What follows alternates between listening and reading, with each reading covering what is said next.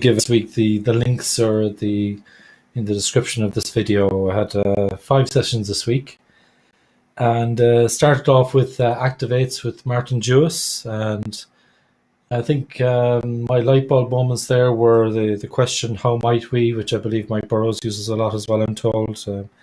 And I loved the idea of having a piece of paper, an A4, A3 piece of paper, and just bending it into 8 squares, and then crafting 8 sketches for 8 ideas in 8 minutes, so 1 idea per minute.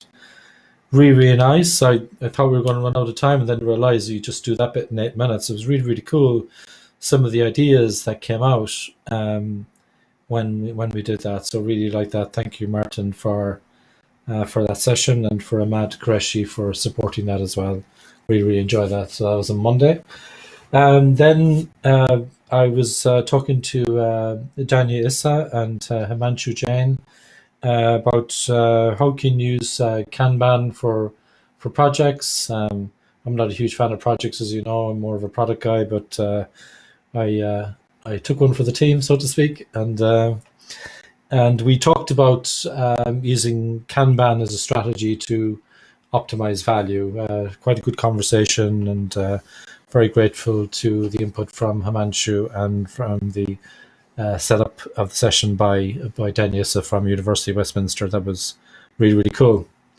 And yesterday I met Carl Scotland, and really enjoyed the session. We talked about agile strategy deployment, and we looked at the X matrix, which Carl seems to have kind of made his own now at this stage.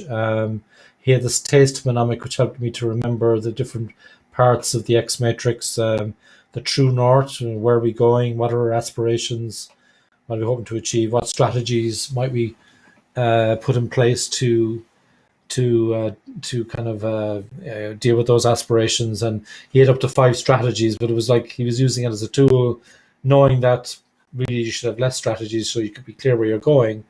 But it was a way of dealing with the noise, and then later on people discover that actually if they had less strategies they might be more focused, and so that was really nice. Also, what are the tactics that we might implement to deliver on that, and what evidence are we building up as well as we go along. Also loved the back briefing A3 as well from Carl, and in particular there was a section on what are the freedoms and what are the constraints that the teams have to go to the deal with the hypothesis, and of course the experiment A3 that Carl had as well. So it was really nice session, really good brain food. Carl is razor sharp, and really enjoyed that session.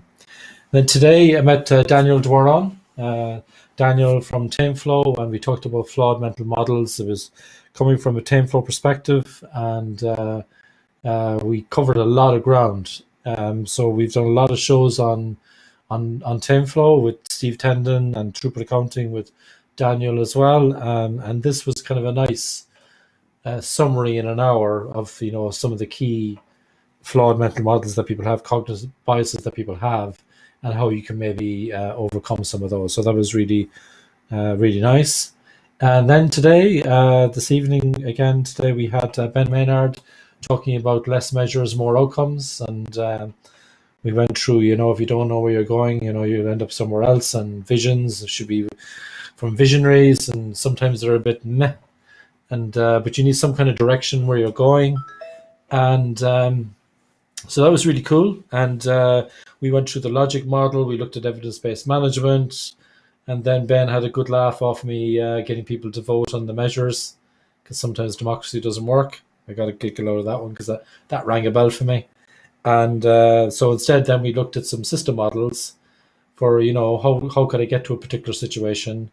And what was very interesting is at the end of the system modeling exercise, we added on another complication, which was what we'll cover in my next show with Carolyn Mumby. We're going to talk about Agile HR. I was talking about,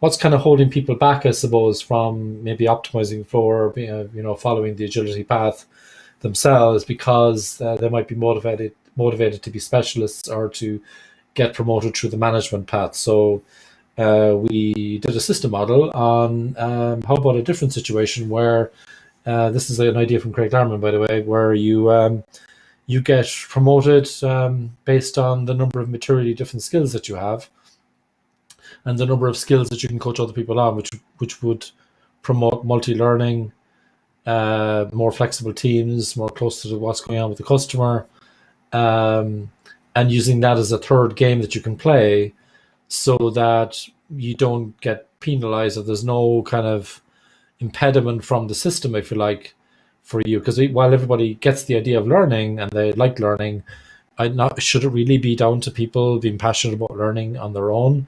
Do we also need a system to help in terms of not being a deterrent from people wanting to learn because they can't get promoted, they have families and all that kind of stuff, families to feed and so on. So really interesting week, and a very busy week of streaming this week. A couple of them didn't go out on LinkedIn and Periscope, which was a bit annoying. I was a bit annoyed with the provider about that. So sorry about that. So hopefully the links in the end of this video will give you the YouTube links, and so you can sort that out. I'll see what I can do about sorting out my LinkedIn feed for the next time. It was a bit disappointing that didn't go today.